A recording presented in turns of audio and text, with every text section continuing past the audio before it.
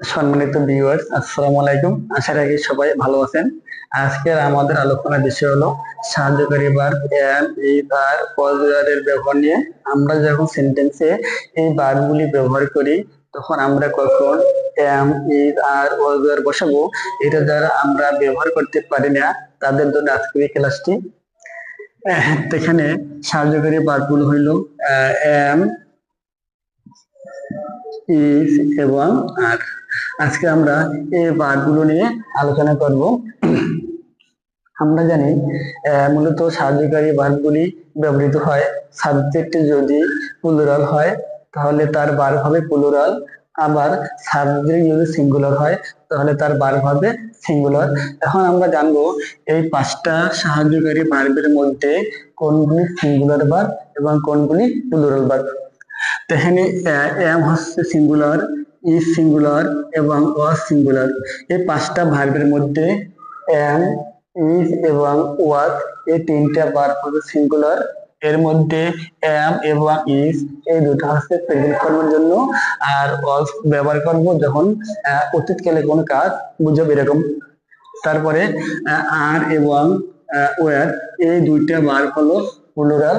Subject যদি plural হয় সেক্ষেত্রে আমরা এই দুইটা ভার্ব ব্যবহার করব।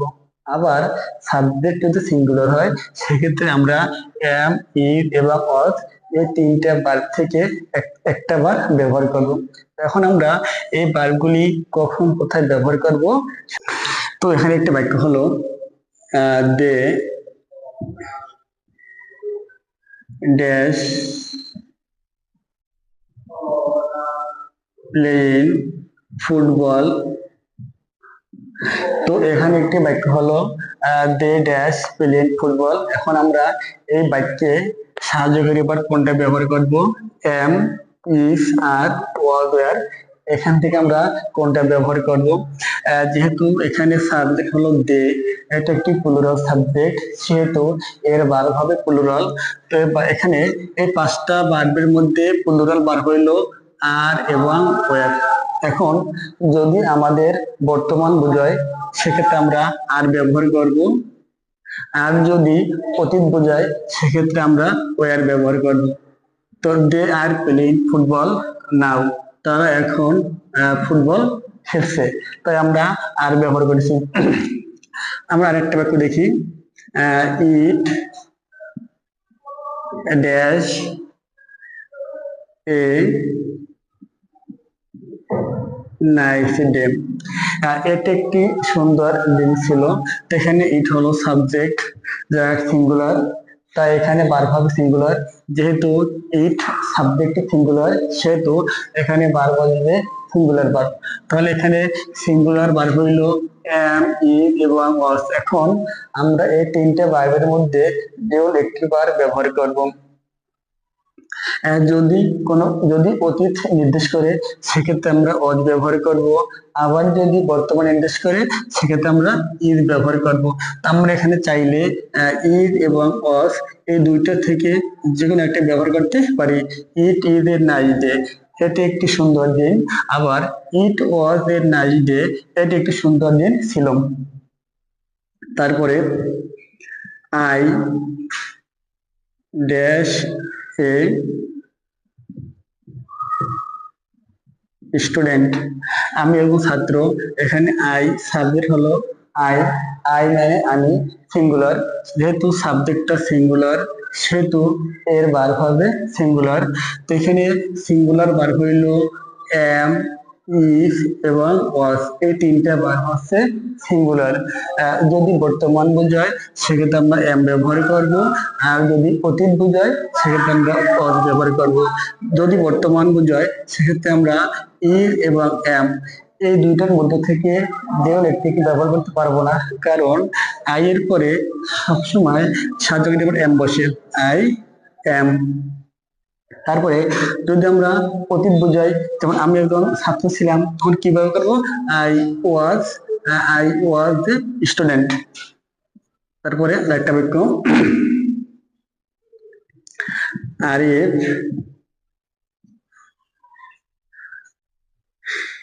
Dash a brilliant student. এখানে আরিফ হলো সাবজেক্ট, তা আরিফ দ্বারা একজন সিঙ্গুলার সাবজেক্ট বোঝায়, যেহেতু আরিফ একজন সিঙ্গুলার সাবজেক্ট সেজন্য আমরা এরপরে ভার্ব লিখবো সিঙ্গুলার।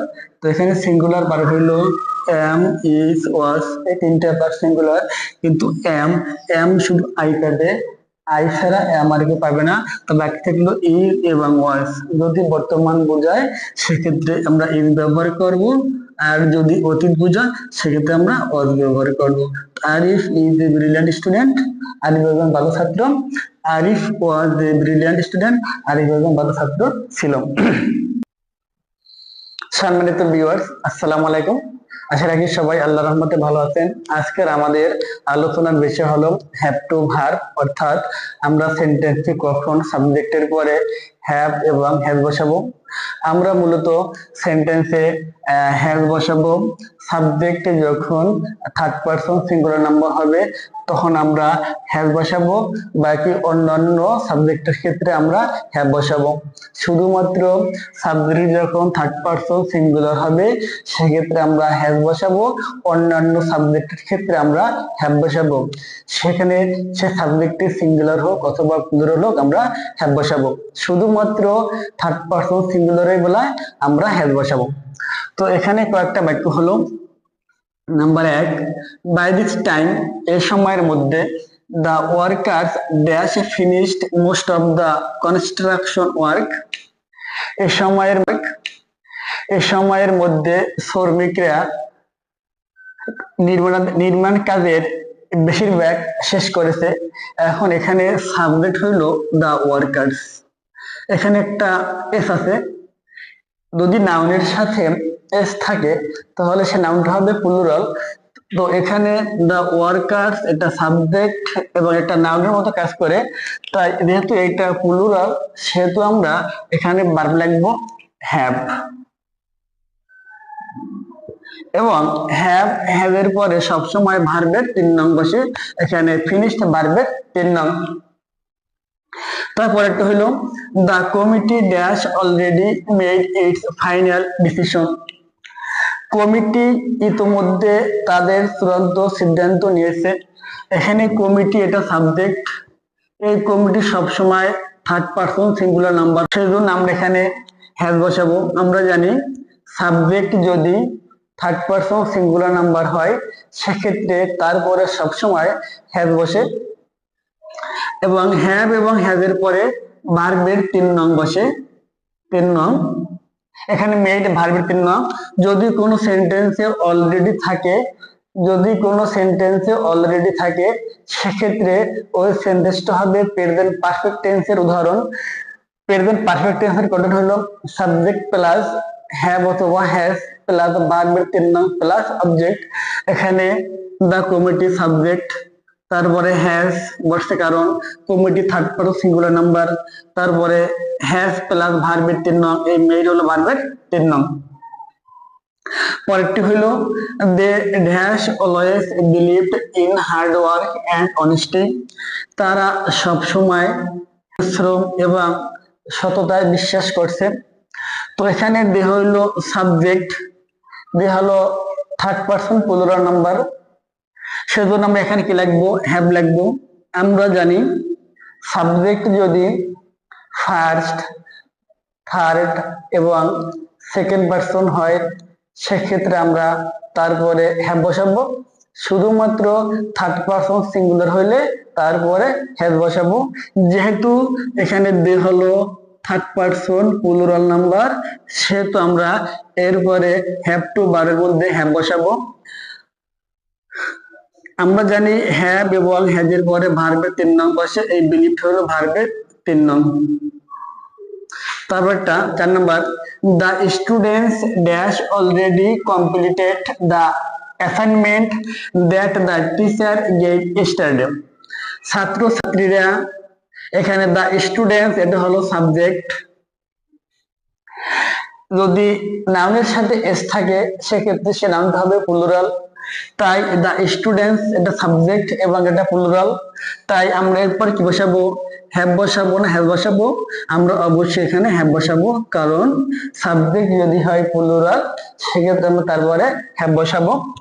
তারপরে অলরেডি মানে ইতোমধ্যে কমপ্লিটেড শেষ করেছে দ্য অ্যাসাইনমেন্ট কাজটি বা অ্যাসাইনমেন্ট দ্যাট যাহা দ্য টিচার গেভ ইয়েস্টারডে যেটা শিক্ষক গতকাল দিয়েছিল। তো ছাত্রছাত্রীরা ইতোমধ্যে অ্যাসাইনমেন্ট শেষ করেছে যেটা শিক্ষক গতকাল দিয়েছিল। 5 নাম্বারটা we dash not yet received any response from the authority, আমরা এখনো কর্তৃপক্ষের নিকট থেকে কোনো উত্তর পাইনি। যেহেতু উই হলো ফার্স্ট পারসন, এটা প্লুরাল নাম্বার, সেজন্য আমরা এখানে হ্যাভ বসাবো। সাবজেক্ট যদি ফার্স্ট পারসন হয় সেটা সিঙ্গুলার হোক আর প্লুরাল হোক, সেক্ষেত্রে সাবজেক্টের পর আমরা হ্যাভ বসাবো, তাই আমরা এখানে হ্যাভ বসিয়েছি।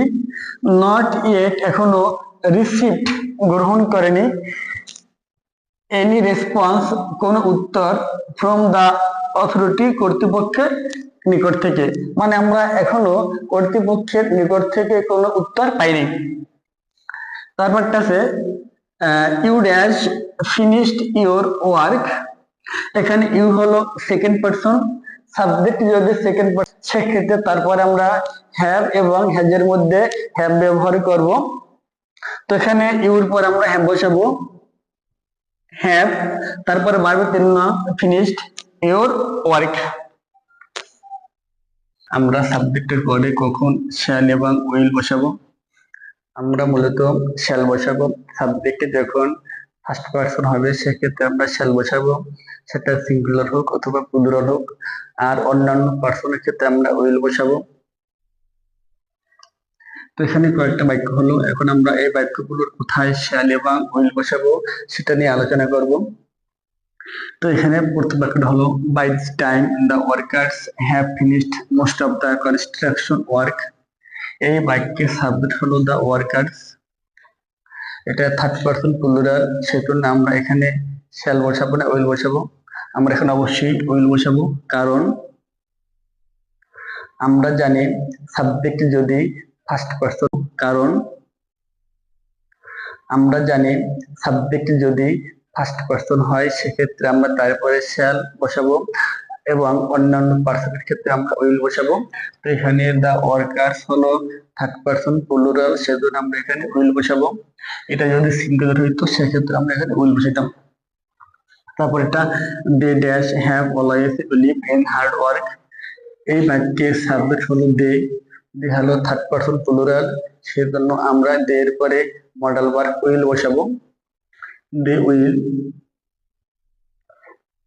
3 নম্বর বাক্যটা হলো the students dash have completed their assignment, এই বাক্যের সাবজেক্ট হলো দ্য স্টুডেন্টস, এটা থার্ড পারসন প্লুরাল নাম্বার, সেজন্য আমরা এখানে মডেল ভার্ব বসাবো, অবশ্যই উইল। তারপরে আরেকটা হলো মডেল ভার্ব বসাবো, অবশ্যই উইল। তারপরে আরেকটা হলো he dash do the work, এই বাক্যের সাবজেক্ট হলো হি, আমরা জানি সাবজেক্ট যদি থার্ড পারসন সিঙ্গুলার হয় সেক্ষেত্রে মডেল ভার্ব উইল বসবে, যেহেতু হি একটা থার্ড পারসন সিঙ্গুলার নাম্বার সেজন্য আমরা হি এর পরে উইল বসাবো। তারপরে he dash always remember them, এখানে সাবজেক্ট হলো উই, এটা ফার্স্ট পারসন প্লুরাল নাম্বার, সেজন্য আমরা এখানে মডেল ভার্ব বসাবো শ্যাল।